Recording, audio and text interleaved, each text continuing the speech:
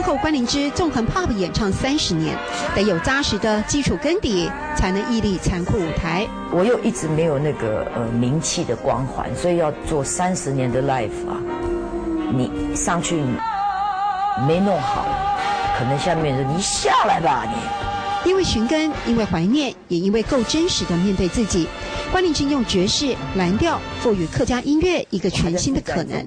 但是我那时候发下豪语，我一定要做一张最棒的 CD， 把我30年所有的精华，用我的母语结合，那花多少钱我再说不行。入行30年才得奖，绝对是晚成。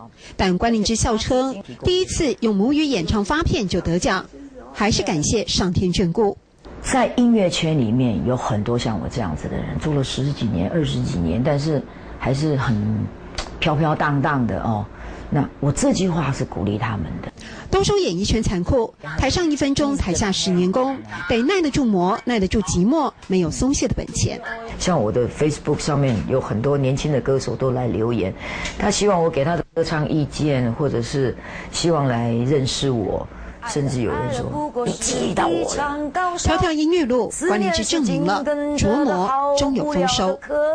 真的是一开口让我们觉得如痴如醉。很少问啊，平常是我应用保养嗓歌，平常怎么保养喉咙呢？嗓子？我多运动，多喝水。多运动，多喝水。是的。金曲奖开了一扇窗，让大家听见关灵芝。我属于她丰沛丰富的才华。现在终于不被埋没，有机会慢慢的展现在大家面前。平常是安用的保养上改，多运动，多吃水。平常是安用的保养上改，多运动，多吃水。